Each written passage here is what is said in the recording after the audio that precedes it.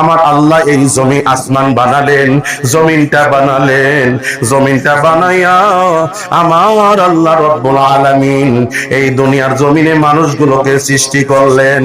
এই মানুষগুলো দুনিয়ার জমিনে আসার পরে আর বিদ্যা বুদ্ধির ভরে দাম্ভিক পূর্ণ জীবন গঠন করিয়া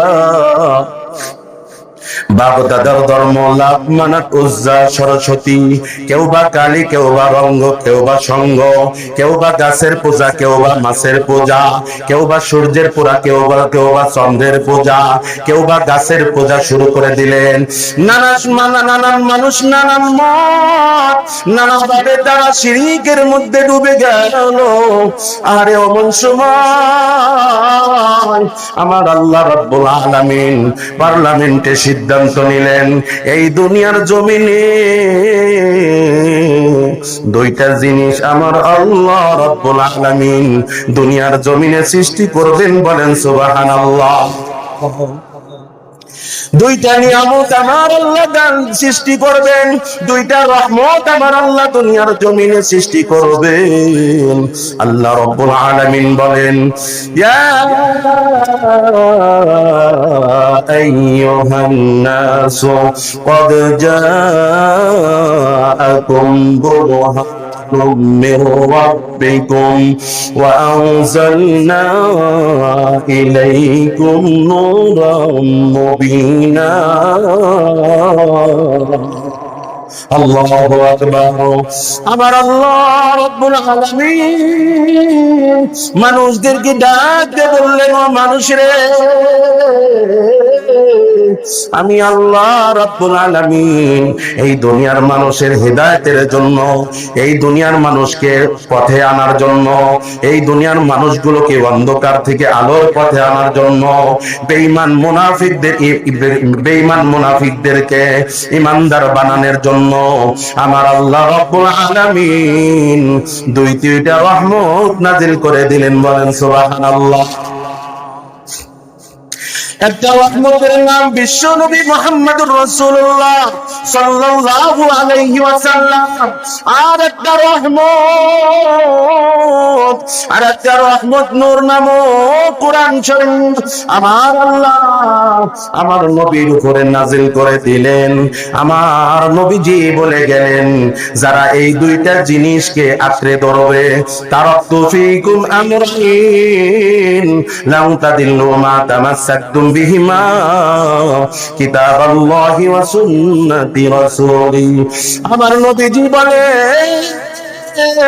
যারা এই দুইটা জিনিসকে আঁকড়ে ধরবে, একটা হলো আল্লাহর কুরআন, দ্বিতীয় নম্বরে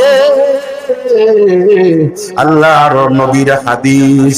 এই দুইটা জিনিস যারা মেনে চলবে, এই দুইটা জিনিস যারা আঁকড়ে ধরবে, দুনিয়ার জমিনে তাদের কোনো ভয় নাই। দুনিয়ার জমিনে তারা কখনো রাস্তা হারাবে না, তারা কখনো পথ হারা হবে না।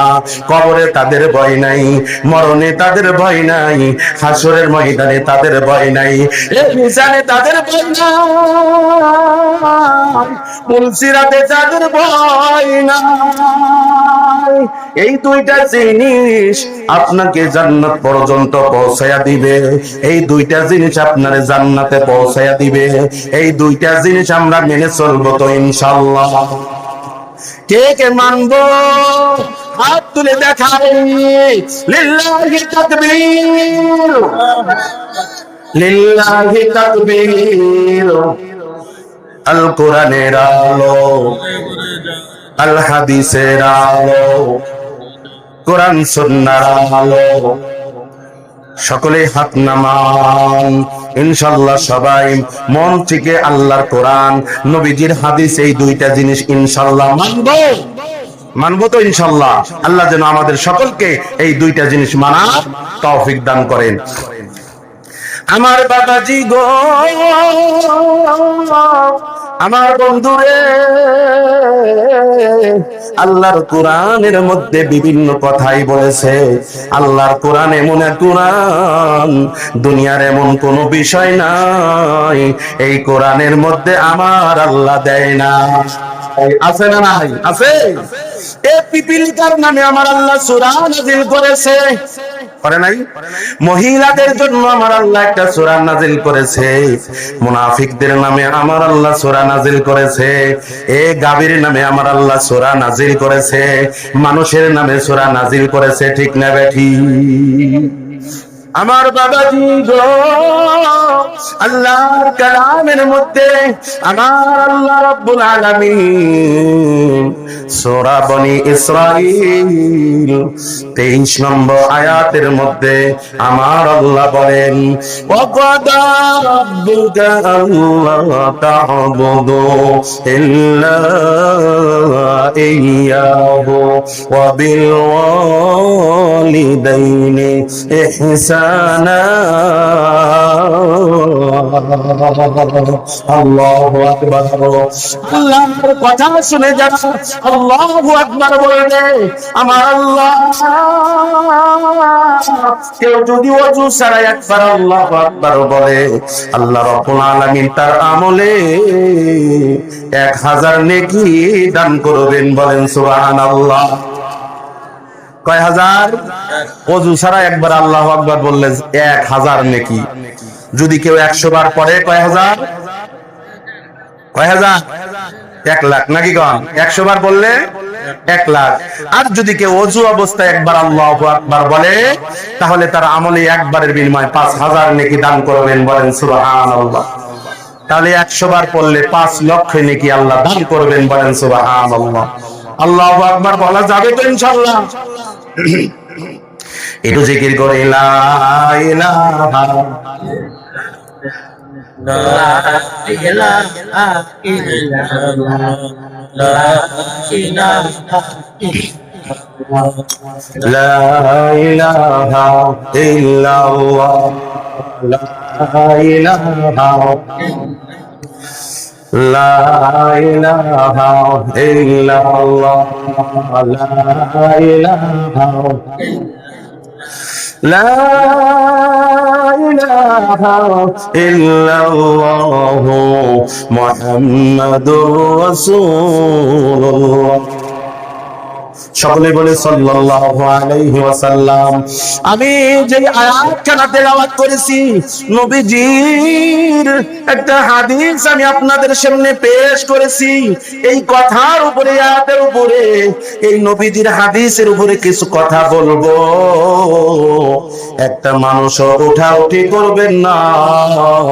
আহারে, যারা শেষ বেলায় মোনাজাত করে এক ফোঁটা চোখের পানি ফেলাইয়া যারা বাড়িতে যাবেন, আমার আল্লাহ তাদের ওই এক ফোঁটা চোখের পানির কারণে তাদের জীবনের সমস্ত গুনাহ খাতা মাফ করে দিবে।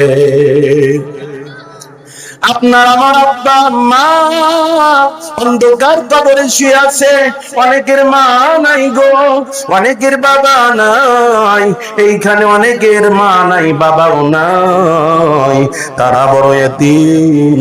বাবা মা অন্ধকার কবরে শুইয়া শুইয়া আপনাদের দিকে তাকাইয়া আছে, আপনাদের দিকে তাকাইয়া আছে।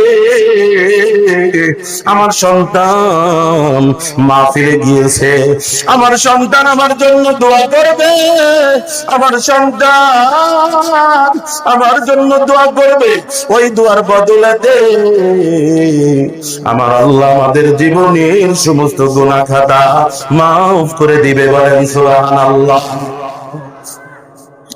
এই আয়াতে কারিমার মধ্যে আমার আল্লাহ রাব্বুল আলামিন বলেন, ওয়াকাদা রাব্বুকা আল্লা তা'বুদু ইল্লা ইয়্যাহু ওয়া বিল ওয়ালিদাইনি ইহসানা।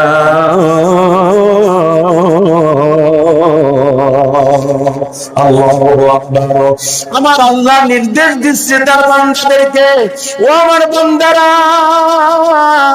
আমি আল্লাহ তোমাদেরকে নির্দেশ দিচ্ছি, তোমরা আমি আল্লাহ ছাড়া কারো ইবাদত বন্দেগী করা যাবে না, কারো ইবাদত করা যাবে না, কারো দাসত্ব করা যাবে না। ইবাদত করতে হবে কার? ইবাদত করতে হবে কার? হুকুম মানব কার? আল্লাহ রাব্বুল আলামিন বলেন ইনিল হুকুমু ইল্লা লিল্লাহ, জমিন যার হুকুম চলবে তার, আসমান যার হুকুম চলবে তার। এ বাতাস কার? বাতাস কার? জমিন কার? হায়াতের মালিক কে? মৌতের মালিক কে? এ স্বাস্থ্য ভালো রাখার মালিক কে? সুখ দেওয়ার মালিক কে? ছেলে দেওয়ার মালিক কে? মেয়ে দেওয়ার মালিক কে? ছেলে মেয়ে দেওয়া তো এখন অনেক মানুষ, একজনের ঘরে যদি বারবার মেয়ে হয়, বউরে পিটায় কি পিটায় না? হ্যাঁ পিটায় না? আগে পিটাইতো, এখন পিটাপিটির যুগ শেষ হয়ে গেছে, ঠিক না ভাই? ঠিক। এখন আর পিটাপিটির যুগ নাই। কারণ কি, ছেলে মেয়েই তো মাত্র একজন দুইজন। হ্যাঁ, ছেলে মেয়েই মাত্র একজন দুইজন। আগের মতো তো 7 জন 8 জন 10 জন 12 জন করে হবে না, আর পিট্টি খাওয়ারও দরকার নাই। আগে বারবার মেয়ে হইতো আর বউ খালি মাইর খাইতো। খালি তোর খালি মেয়ে, পেটের মধ্যে খালি মেয়ে, বলে কি বলে না? আচ্ছা, মেয়ে দেওয়ার মালিক কে? হ্যাঁ, আমার আল্লাহ যাকে পছন্দ করে তারে মেয়ে দেয়, নাকি কন? আমার আল্লাহ যারে পছন্দ করে তারে ছেলে, আবার যারে আমার আল্লাহ পছন্দ করে না তারে কি করে না? যারে ভালো মনে করে যে সন্তান দিব না, তারে সন্তান দেয় নাই, ঠিক না? একজন মানুষ এখানে আছে, মা ছাড়া কোনো সন্তান আছে? আসেনি এখানে কেউ? মা ছাড়া সন্তান নাই।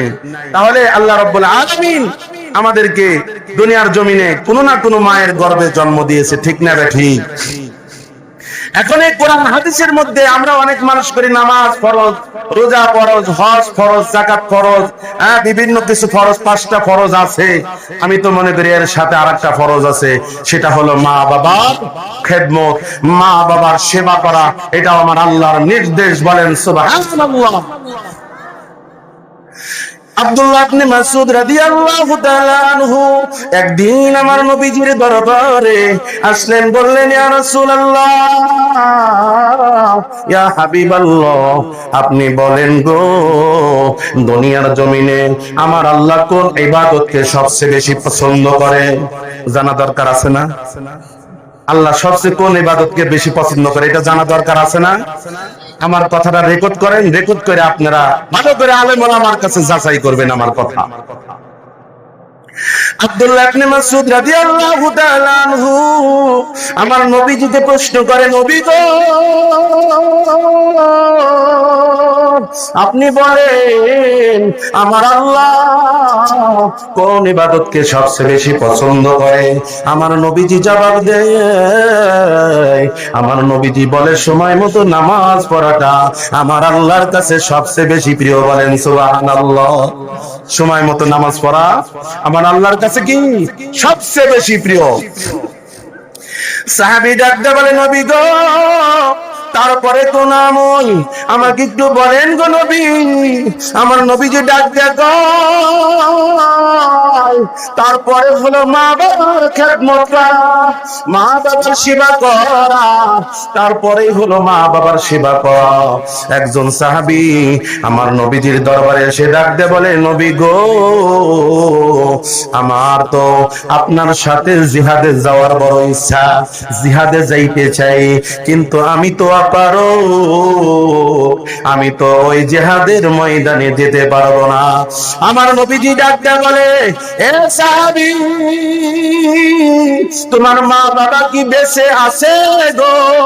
সাহাবী ডাকতে বলে, নবী গো, আমার তো বাবা নাই, আমার দক্ষিণী মা এখনো জীবিত আছে।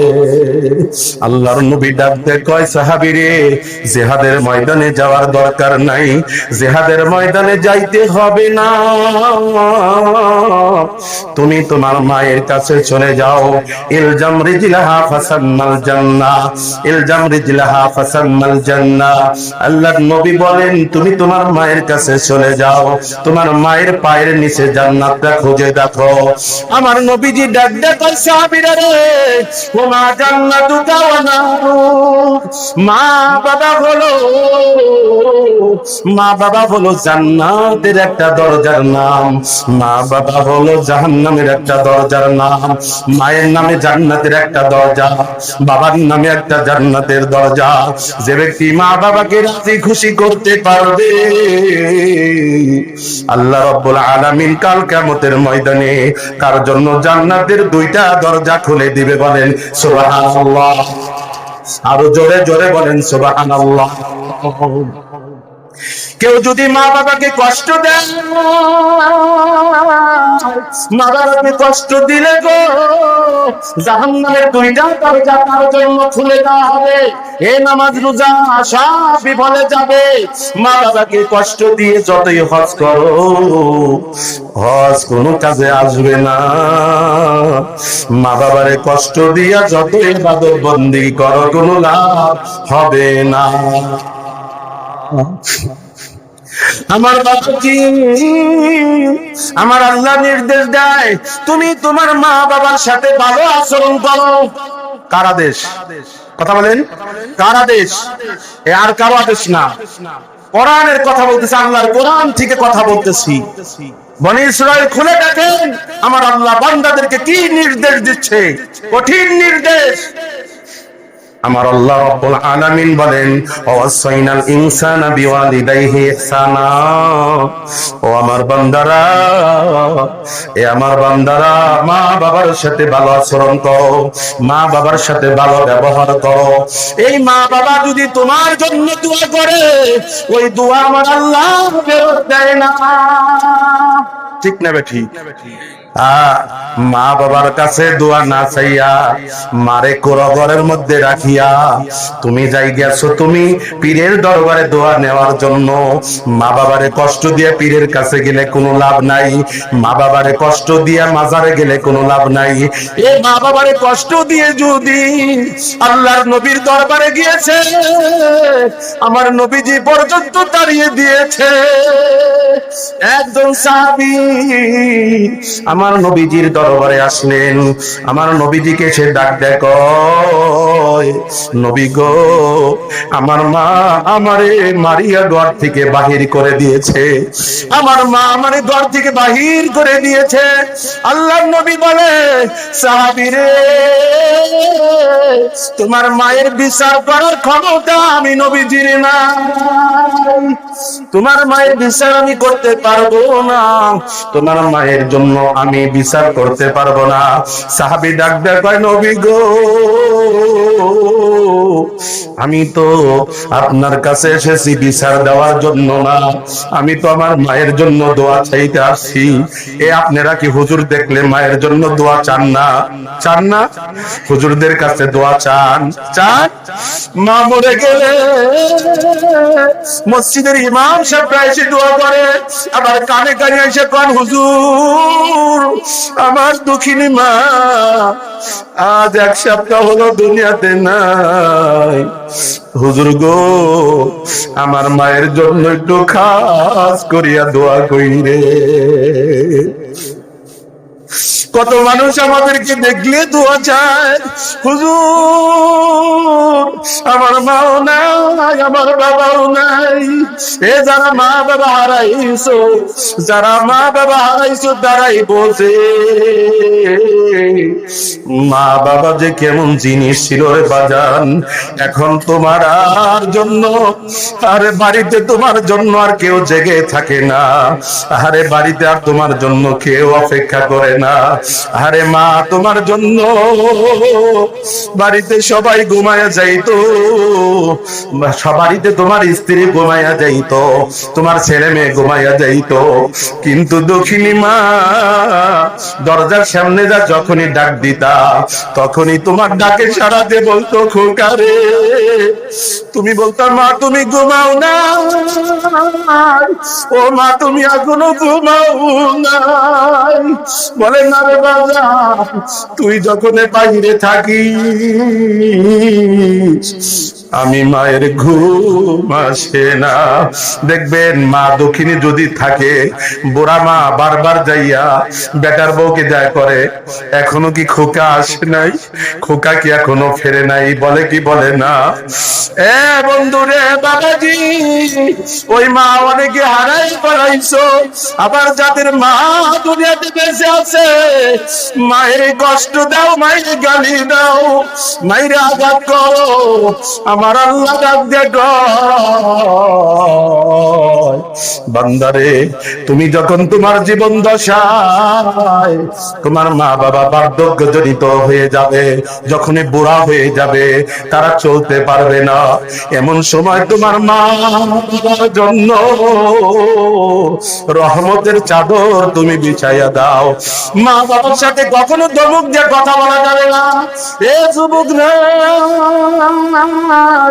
সাবধান সাবধান, মা বাবারে কষ্ট দিয়া, মা বাবারে কষ্ট দিলে তুমি জীবনে সুখ পাইবা না। মা বাবারে কষ্ট দিয়া কোনোদিন কেউ সুখ পায় নাই। এ বাইজিদ বুস্তামি রহমাতুল্লাহ আলাইহি আল্লাহর ওলি হয়েছিল কার দোয়ায় বলেন? বলেন এবার পীর আব্দুল কাদের জিলানী রহমাতুল্লাহ আলাইহি উনিও কিন্তু মায়ের দোয়ার কারণে আল্লাহর ওলি হয়ে গিয়েছিল। বলেন সুবহানাল্লাহ। যত মানুষ দেখবেন, যত নামি দামি মানুষ দেখবেন, যত সহজ মানুষ দেখবেন, যত বড় বড় আলেম দেখবেন, মনে করবেন প্রত্যেকটা মানুষের পিছনে মা বাবার দোয়া ছাড়া কেউ বড় হইতে পারে না। এই যে আমি গুনাহগার নূরে আলম সিদ্দিকী নাটোরী, আমি মনে করি আমার মায়ের দোয়া থাকার কারণে আপনাদের সামনে বসে বসে কথা বলতে পারি। মায়ের দোয়া ছাড়া সম্ভব না। মায়ের দোয়া যার সাথে না, সেই মানুষটা কোনোদিন সুখ পাবে না।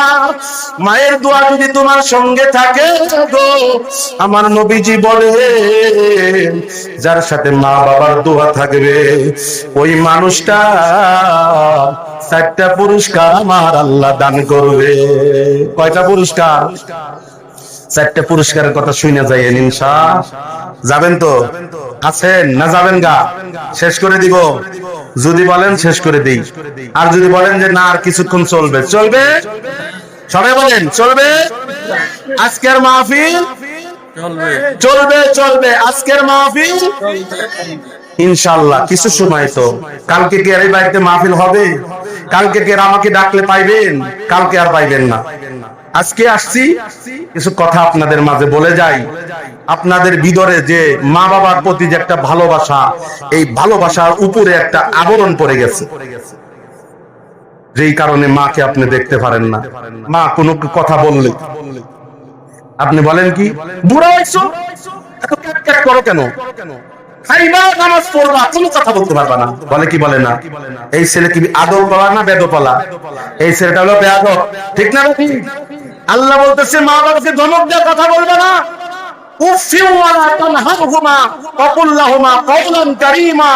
তোমার মা বাবার ব্যবহারে তুমি কখনো উফ শব্দ করবা না। উফিউ, আল্লাহ উফিউ ব্যবহার করেছে। উফিউ শব্দ করতে পারবা না, কারণ তোমার মা ছোটবেলায় তুমি যখন খাইতে পারো নাই, কত কিছু দিয়ে খাওয়াইছে তোমারে, কত গান গাওয়ায় গাওয়ায়। আগের মা বাবা তো গান গায় গাওয়াই খাওয়াইছে। আয় আয় সাদ মামা টিভি দিয়ে যা, সাদের কপালে সাদ টিভি দিয়ে যা। এখানে তো সাদ মামা তো শেষ নাকি? কোন সাদ মামা কি আর আছে? এখন পোলারে খাওয়ায়, গাড়িতে চড়াইয়া গাড়ি ধাক্কায়, আর সামনে গাড়ির সামনে মোবাইলটা ছেড়ে দেয়, আর পোলায় টিকটক দেখে, আর মায় কিছুক্ষণ পর পরে গান গায়া গায়া গায়া গা এক লোকমা ভাত টপ করে পোলার গালের মধ্যে মুখের মধ্যে ঢোকায়া দেয়। এমনি করে গান গায়া গায়া টিকটক দেখায়া দেখায়া তোমারে ভাত খাওয়ায় এখনে। আর সেই মা এখনে এমন এক তরকারি দিয়া বাটি মাইফে মাইফে ভাত দাও, বাটি মাইফে মাইফে ভাত দিয়ে আসে, ঠিক না? বাটি মাফা ভাত, সে ভাত একটু বেশি দিব না। যদি কেউ বলে একটু বেশি দেন না কেন, আমি যে বেশি দিব তো খাইলেই টয়লেট করবো, ওই টয়লেট পরিষ্কার করবো কে? ঠিক না ভাই? ঠিক। আমার বন্ধুগণ, আপনারা শেষ করার জন্য নির্দেশ দিচ্ছেন। আমি আপনাদের সামনে এই হাদিসের উপরে কিছু কথা বলবো, যে হাদিসটা আমি বলছি, লাইসা শাইউন ইল্লা বাইনাহু ওয়া বাইনাল্লাহি হিজাবুন ইল্লা ক্বাউলু লা ইলাহা ইল্লাল্লাহ ওয়া দুআউল ওয়ালিদি। আল্লাহর নবী বলে, ও আমার বাবা, আমার উম্মত ভালো করে শোনো, আহারে সমস্ত আমল আর সমস্ত আমল সরাসরি আল্লাহর দরবারে পৌঁছায় না। সমস্ত আমল সরাসরি পৌঁছায় না। নামাজ পড়েন সরাসরি পৌঁছায় না, যাকাত দেন সরাসরি পৌঁছায় না, কিন্তু দুইটা আমল সরাসরি পৌঁছায়া যায়। একটা আমল হলো লা ইলাহা ইল্লাল্লাহ, এইটা আমার আল্লাহর দরবারে সরাসরি পৌঁছায়া যায়। এই আল্লাহ ইলাহা ইল্লাল্লাহর জিকির কেউ করলে, এই লা ইলাহা ইল্লাল্লাহ আমার আল্লাহর মাঝে কোনো পর্দা থাকে না।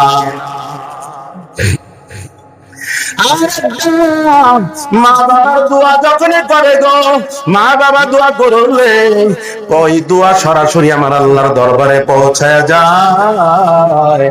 মা বাবার দোয়া আমার আল্লাহর দরবারে সরাসরি পৌঁছায় যায়। মায়ের দোয়া গুলি মিস হইতে পারে, এ বন্ধুকে গুলি মিস হইতে পারে, কিন্তু মা বাবার দোয়া মিস হইতে পারে না। এ বন্ধুরে বাস্তলের বাবাজিরা, এ বাস্তলের যুবক ভাইরা, পর্দার আড়ালের মা বোনেরা, আমি আর কিছুক্ষণ পরে বিদায় হয়ে চলে যাব বাজান। আহারে মা বাবার দোয়া নিয়েন, আরে মা বাবার দোয়া যদি তোমার সঙ্গে থাকে আর কারো দোয়া নেওয়ার প্রয়োজন নাই। যত মানুষ তোমারে বদদোয়া দিক না কেন, মা বাবার দোয়া তোমার সঙ্গে থাকলে তোমার কোনো ক্ষতি হবে না। এ বন্ধুরে, আল্লাহর এক বান্দা, এক যুবক মানুষ বিদেশের বাড়িতে রওনা করেছে। আরে স্ত্রীর কাছ থেকে বিদায় নেয়, ছেলের কাছ থেকে বিদায় নেয়। ছেলের কাছে জিজ্ঞাসা করে, ছেলে তোমার কি লাগবে? স্ত্রীর কাছে বলে, তোমার কি লাগবে? স্ত্রী কয়, আমার হার লাগবে, আমার এইরকম মোবাইল লাগবে, ভালো একটা বোরকা লাগবে। বলে কি বলে না?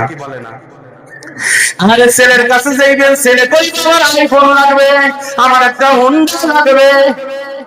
মেয়ের কাছে যাইবেন, মেয়েও আপনার কাছে আইফোন চাইবো, আপনার কাছে ভালো কিছু চাইবো। মায়ের কাছে যখন যাইবেন, মারে জিজ্ঞাসা করবেন, মা ও মা তোমার কি কিছু লাগবো? মা দেখবেন বলবে, বাবারে কিছুই লাগবে না, আমি দোয়া করি তুই যেন সহি সালামত ভাবে আমার বুকের মালিক আমার বুকে ফিরে আসতে পারি। এইবার যুবক মায়ের কাছে দোয়া চাই, মা গো আমার জন্য দোয়া কইরো গো মা, আমি বিদেশের বাড়িতে রওনা করলাম। এবার মা দক্ষিণী চোখের পানি ছাড়িয়া আরে দরুদ শরীফ পড়ে, আয়াতুল কুরসি পড়ে, সূরা নাস পড়ে, সূরা ইখলাস পড়ে, সূরা ফালাক পড়িয়া পড়িয়া সন্তানের বুকে ফু দেয়, সন্তানের কপালে ফু দেয়, আর বলে, বাবা রে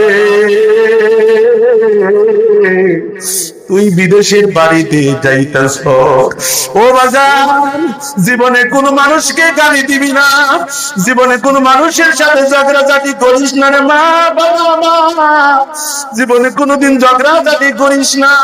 ও বাবা আরেকটা উপদেশ তোরে দিলাম, যদি কোনদিন বিপদে পড়িস আমার নাম স্মরণ করিস আর আমার আল্লাহর নাম স্মরণ করিস, আর যদি পারোস বিপদে পড়িয়া 2 রাকাত নামাজ পড়িয়া নিস, 2 রাকাত নামাজ পড়ে আল্লাহর কাছে দোয়া করবি, আমার আল্লাহ তোর বিপদকে দূর করে দিবে।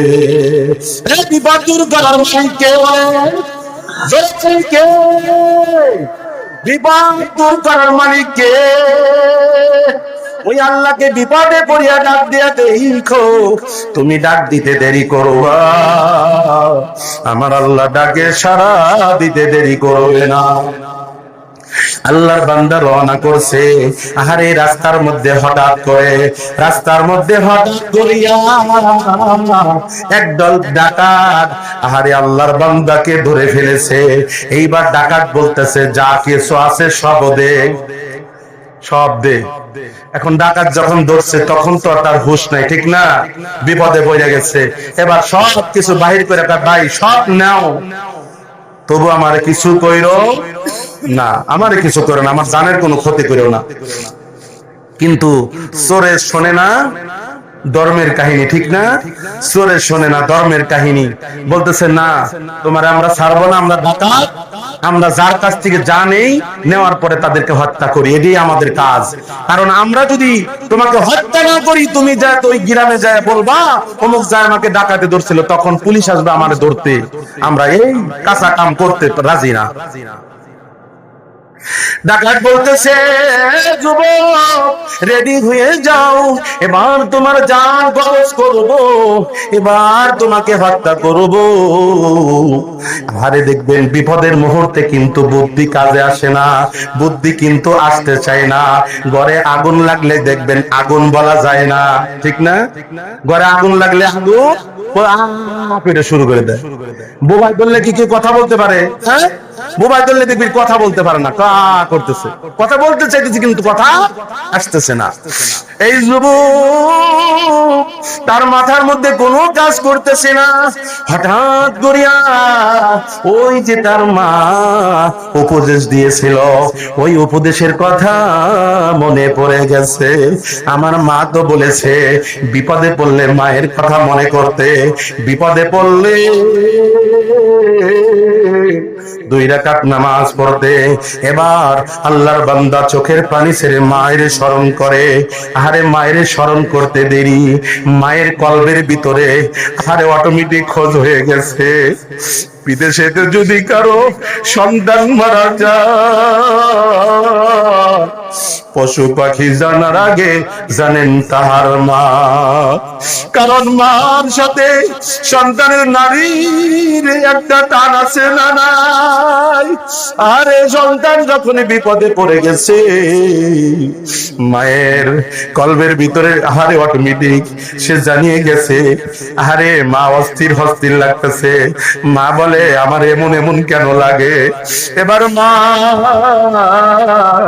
মনে মনে চিন্তা করে, আমার খোকা মনে হয় বিপদে পড়ছে, নচে তো আমার এমন কেন লাগবে। দুঃখিনী মা ওযু করে নামাজে দাঁড়ায় গেছে। নামাজ শেষে আল্লাহকে ডাকে,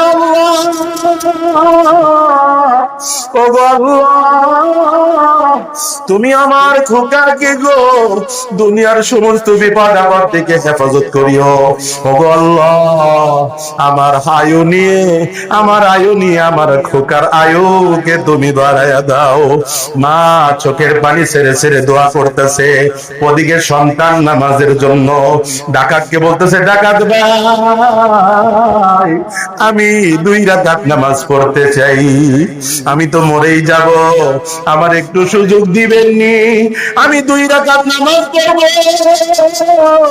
ডাকাতের সর্দার কয়, আচ্ছা নামাজ পড়ার জন্য নিষেধ নাই, এ যত খারাপ মানুষ হোক না কেন, নামাজের কথা বললে কিন্তু কেউ নিষেধ করে না, ঠিক না ভাই?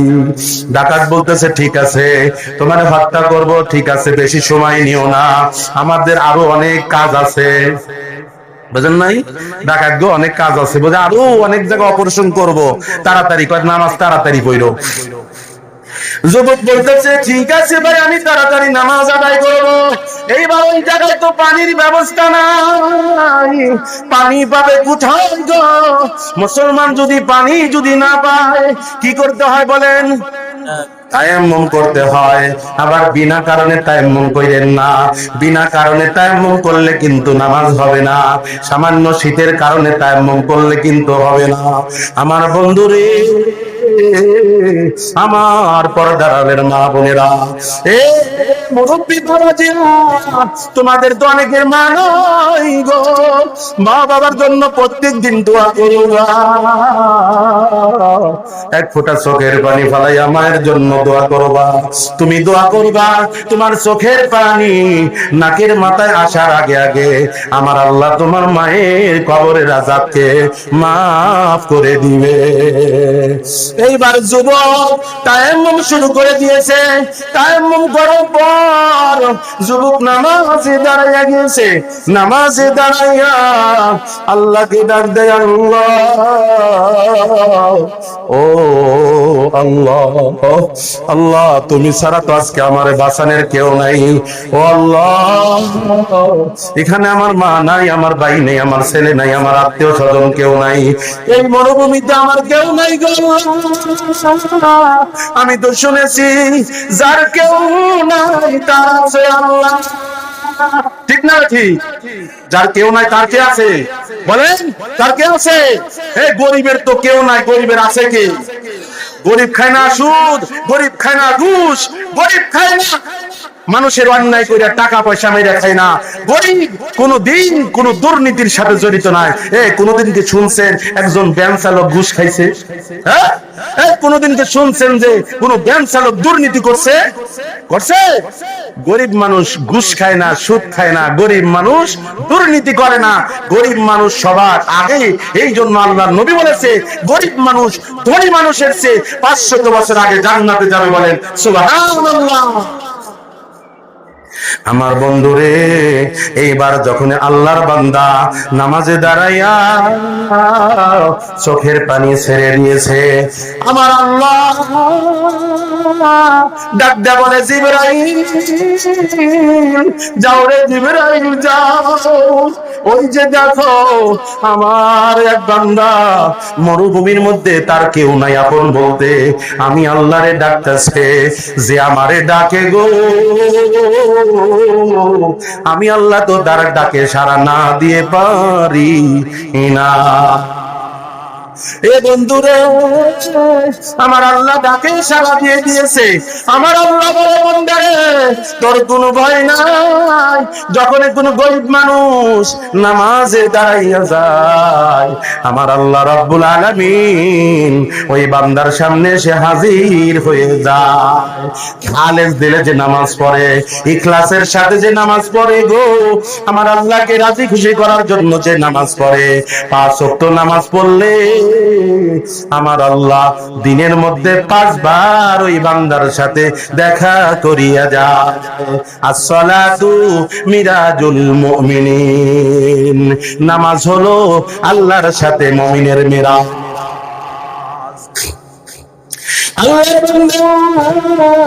এবার যখন আল্লাহকে ডাক দিচ্ছি, আমার আল্লাহ জিবরাইল গো, তাড়াতাড়ি যাও গো, আমার ওই বান্দারে সাহায্য করার জন্য জিবরাইল আমিন চলে এসেছে। জিবরাইল আমিন চলে আসিয়া এইবার ডাকাত শেষ করে দিয়েছে। সমস্ত ডাকাতকে মারিয়া একবারে কচু কাটা করেছে, সমস্ত ডাকাতের কল্লা ফালাইয়া দিয়েছে। আল্লাহর বান্দা যুবক নামাজ পড়ে, আবার মনে মনে চিন্তা করে, আমারে না তাড়াতাড়ি করে নামাজ শেষ করতে বলছে।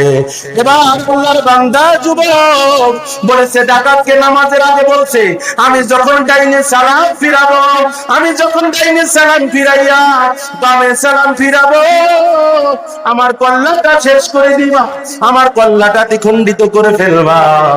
আল্লাহর বান্দা ডাইনে সালাম ফিরাইতেছে আর মনে মনে চিন্তা করতেছে, আমার এখনই আমার হায়াত শেষ হয়ে যাবে, আমারে আর আমার মায়ের সাথে আমার আর দেখা হলো না, আমার ছেলে মেয়ের সাথে আর দেখা হলো না, আমার স্ত্রীর সাথে আর দেখা হলো না। এবার বামে যখন সালাম ফিরাইছে, সালাম ফিরাইয়া দেখে তার কল্লার মধ্যে কিছুই হয় না, কল্লায় হাত দিয়ে দেখে কিছুই হয় না। এবার পিছনের দিকে ফিরাইয়া দেখে, আরে ডাকাতগুলা সব মাটিতে পড়িয়া আছে। একজন আল্লাহর বান্দা, আরে লম্বা জুব্বা গায়ে, মাথায় পাগড়িওয়ালা, গোড়ার সামনে দাঁড়াইয়া রইছে। ডাক দেয়, এই যে তোমার মাল সামান, তোমার আর বিদেশে যাইতে হবে না। এই যে ডাকাতের যত মাল সামান সব তুমি নিয়ে যাও, তুমি তোমার মায়ের দোয়া তোমার মায়ের কাছে ফিরিয়ে যাও, তোমার আর বিদেশে যাইতে হবে না। আরে আল্লাহর বান্দা জিজ্ঞাসা করে, ভাই কে আপনি? বলে আমার পরিচয় জানবেন না, আমার পরিচয় আমি আপনাকে দেব না, তবে আমার আল্লাহ আপনাকে হেফাজত করার জন্য, আপনাকে রক্ষা করার জন্য আমার আল্লাহ দুনিয়ার জমিনে পাঠিয়ে দিয়েছে। বলেন সুবহানাল্লাহ। তাহলে মায়ের দোয়া লাগে কি লাগে না?